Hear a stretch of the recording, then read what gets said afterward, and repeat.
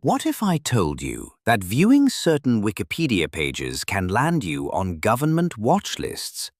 It sounds paranoid, but it's real.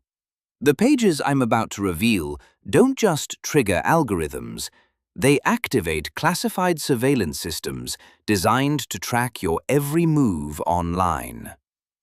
X-Keyscore, the NSA's real-time global internet monitoring program, flags users based on their browsing patterns alone, and some of the most dangerous Wikipedia articles are the ones that seem most innocent. The pages that trigger the most immediate surveillance aren't the ones you'd think of as obviously dangerous. They're the ones that look completely normal until you understand what X-Keyscore is actually searching for.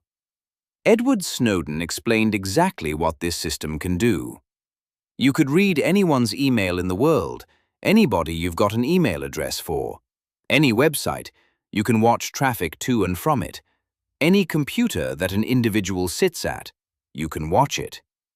The really chilling part is how it flags you in the first place.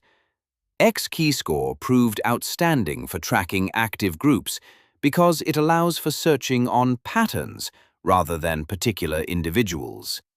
That means it's not looking for specific people, it's looking for specific behaviors, specific searches, specific Wikipedia pages. The first tier of dangerous pages are the obvious ones. Anything related to bomb-making, improvised explosive devices, or detailed information about terrorist organizations. The system allows analysts to search metadata, as well as contents of internet activity, including browser history, and can search by keywords, IP address, and the type of browser used.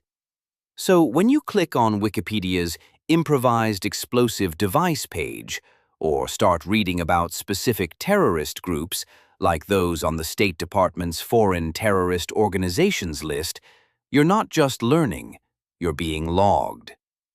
What makes this so insidious is how easy it is to accidentally cross into dangerous territory. Maybe you're researching for a school project on modern conflicts, and you click through to pages about ISIS or Al-Qaeda. Maybe you're curious about the Boston Marathon bombing, and you end up reading technical details about pressure cooker bombs. One document describes how the program searches within bodies of emails, web pages, and documents, including contact pages on websites. Every click, every search term, every second you spend on these pages gets cataloged. And here's what's really messed up. X-Keyscore stores a rolling buffer of 3 to 5 days of all unfiltered data, storing full-take data at collection sites indexed by metadata. That means even if you just stumbled onto a dangerous page by accident, that visit is sitting in a massive database for days, being analyzed by algorithms that don't understand context or intent. The surveillance doesn't stop there. The system can track encrypted virtual private networks and their participants, capture metadata on who's using encryption in email or documents, which can later be decrypted. So even if you think you're being careful, if you're researching these topics while using a VPN or encrypted communication, that actually makes you look more suspicious, not less. But the most disturbing part is how this all happens without any oversight. Training materials detail how analysts can mine enormous agency databases by filling in a simple on-screen form, giving only a broad justification for the search. The request is not reviewed by a court or any NSA personnel before it is processed.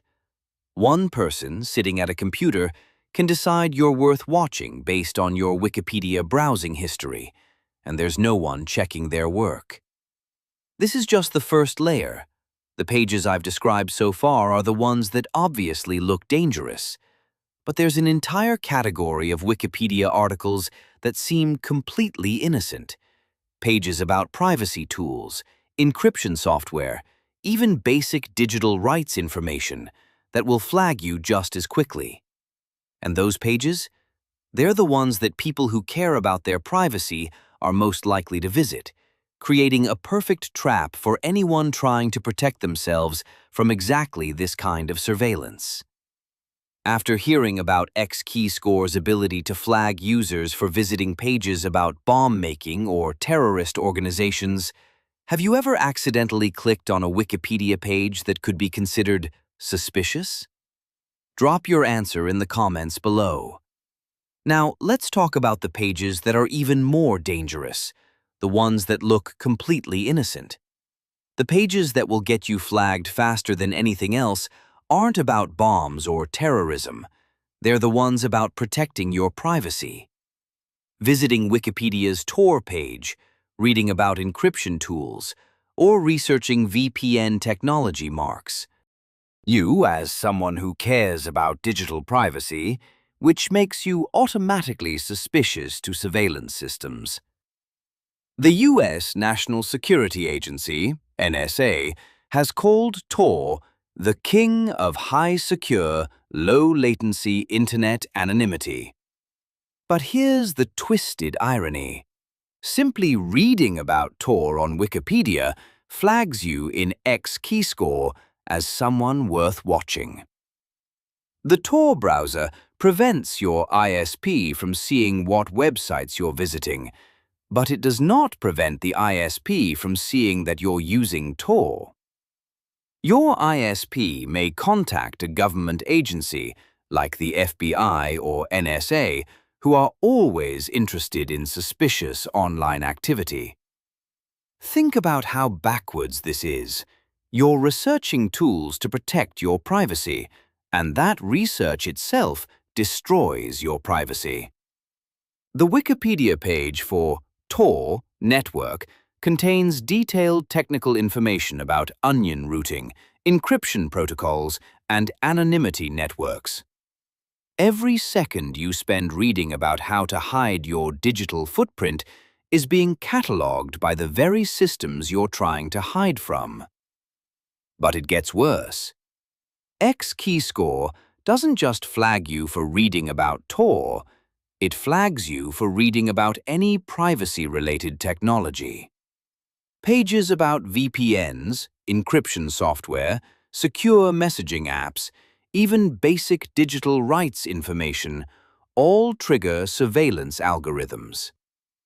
Not only was Tor instrumental to Snowden's whistleblowing, but the documents also upheld assurances that, at that time, Tor could not be cracked. So, naturally, reading about Snowden's revelations or the NSA's surveillance programs puts you on watch lists too. The Electronic Frontier Foundation's pages about digital privacy, Wikipedia articles about encryption, even educational content about your constitutional rights to privacy, all of it gets you flagged. The system is designed to catch people who are trying to protect themselves, creating a perfect surveillance trap for anyone who values their privacy. And here's what makes this so terrifying. Millions of people use Tor every day, and every single one of them is being watched simply for trying to browse privately. Your local network administrator, or ISP, can see that you are using Tor, but not what you are using it for. However, just using Tor alone may be enough to raise suspicion, and that suspicion gets you added to databases that store your information indefinitely. The most disturbing part is how this creates a chilling effect on legitimate privacy research. Students writing papers about digital rights, journalists investigating surveillance programs, activists learning about secure communication. All of them become targets simply for educating themselves about their rights. The surveillance state has weaponized curiosity itself.